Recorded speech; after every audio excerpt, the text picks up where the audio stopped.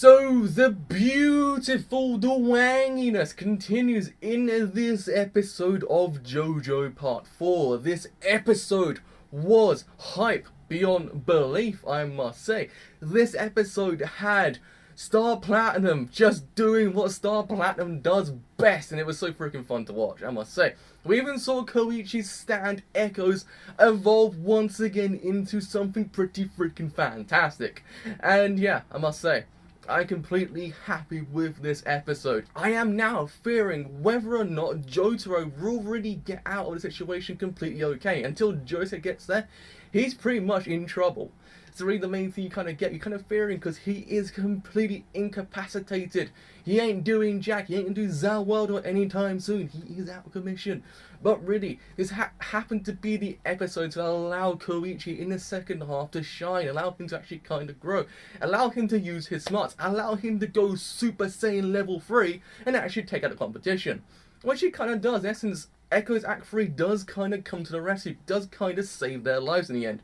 Which then leaves Kira kind of sitting there going, oh, I've got to go back and get him because I'm in trouble right now. My hand's going deeper and deeper into the ground. I can't be sitting there right now. I've got to go back and retrieve it because we know sheer heart attack is a secondary bomb to Killer Queen. So it's attached from Kira's left hand. So anything that happens to that happens to Kira as well. So Kira's hands slowly go into the ground. So he's kind of sitting there going, yeah, I need to go back and grab him, don't I? So really, he's actually in trouble because we don't know whether or not what's going to happen next. Will Koichi go, oh my god, the murderer's back, go get him, Act 3, and then basically Act 3 will just go and take him out one hit. We're not too sure, but still, it does yield quite hopeful results.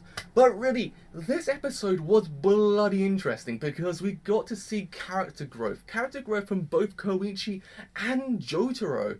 In essence, Jotaro has become a character which I freaking do love. In essence, I love him. Like, he is really freaking great because he sits down and figures out the whole entire section once Kira leaves the shoe place. Once Kira leaves the shoe place, he's kind of sitting there going, look, Koichi, you can't just go gun-ho into the situation. You can't just go full-blown oora into the situation. You got to kind of observe, and observe does just not mean to look. You've got to look carefully, you've got to listen well, you've got to just figure out, because as we understand, Kira does not leave any evidence.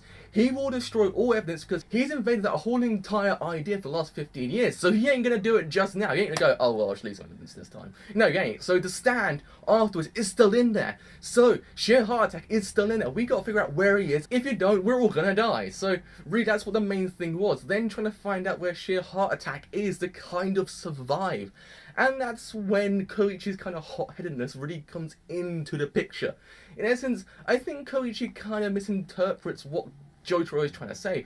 Jotaro completely means, look, just don't go gun-ho. In essence, look, yes, the murderer's getting away, but I don't really go and chase after him because, look, even if he's gone, yes, he's gone. That's the main thing we get. He's gone, he's out of the picture. He's gone down the street, he's out of it. But that ain't the bad thing, mate. There's more to it. In essence, I've got a complete profile that would really put Batman to shame to find out and narrow down the results to this one dude. So don't freaking worry about it. But I think Koichi kind of misinterprets what Jotaro is trying to say. In essence, he thinks that he's actually undermining him. So in essence, he's basically saying, look, Koichi, fam, you're not good.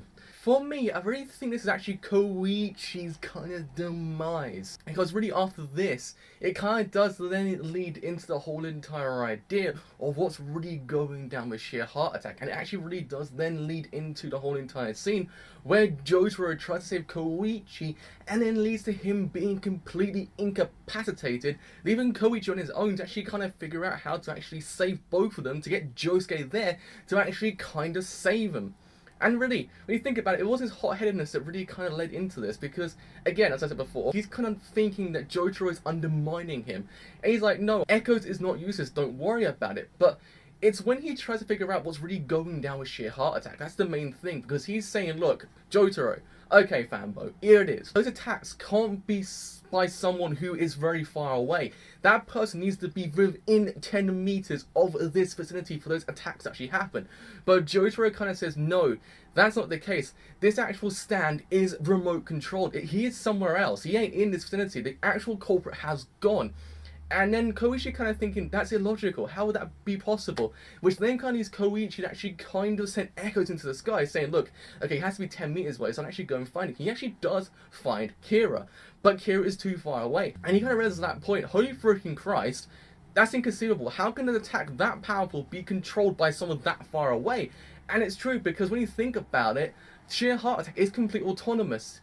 In essence, he actually has unlimited range. He just attacks anything that has the highest temperature. That's really the main thing. In essence, once Koichi got worked up about this whole entire situation, it then kind of leads sheer heart attack to go after Koichi, which then leads JoJo to kind of go yada does and then leads to him actually stopping time using Zawaldo and actually kind of save his life. In essence, sending sheer heart attack towards him using this fire, which then leaves Jotaro completely incapacitated and now with fear for him. In essence, now Koichi's on his own, trying to get away, trying to go grab some help, trying to go and find out whether or not he can actually contact Josuke to actually get some help. In essence, Josuke will be the person that actually can save Jotaro's life.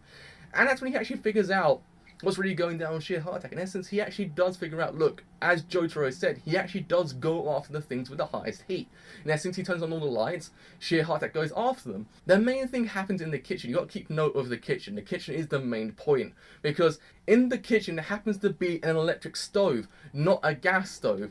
What Koichi wanted was a gas stove because it heats up quickly, but electric stove does not. So it kind of then sends Koichi into his frenzy saying, who has this? It's a load of crap, what's going on here? But then Koichi kind of figures out, oh you freaking Christ, I know the weakness of sheer heart attack. I know his weakness. In essence, the thing he chases after the whole entire time really is his weakness. In essence, he actually sends echoes after him, actually kind of make the word sizzle, and actually allows for sheer heart attack to actually follow that word sizzle. I was like, actually kind of neat. In essence, you really got to see Koichi just go full-blown Super Saiyan and actually kind of save the day, sort of, because this episode does have a tendency to actually kind of go like this, then go like this, then go like this once again, and actually kind of stick there and go back down again, and actually kind of then sort of go back up into a situation of maybe there actually might be a silver lining. But it doesn't really go all to plan, because he actually does contact Josuke, but what is happening? What is bloody happening? The actual stove is heating up. It then sends sheer heart attack after the stove, which then kind of leads into the scene of, holy freaking Christ, we need to get out of here, because he's actually contacted Josuke at this point, and Josuke can't really understand what's really going down. Koichi's trying to explain it to him, but he's like, oh, what's going down? Just tell me, dumbass, where are you?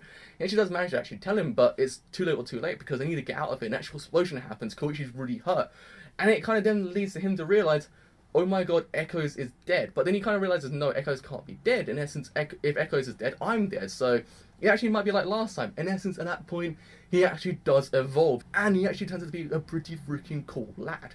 But really, this episode was pretty freaking neat. It really was a beautiful dwang of an episode. I really did like it overall. We got to see character growth. We got to see how Jotaro kind of seeks out the whole entire scene before going full-blown order into the situation. I was like, and I am pretty freaking hyped for next week. So yes, with all that said, I have indeed been the driver. If you have enjoyed the video as a whole, and you do want to leave a like, do leave a like, because it does help me quite a bit. If you want to leave a sub because you enjoyed the video and my content, please do leave a sub, because indeed it does help me quite a bit, and you do actually become a part of the family. So yes, with all that said, being a driver, I shall see you guys next week with the next review of JoJo Part 4. See you guys then.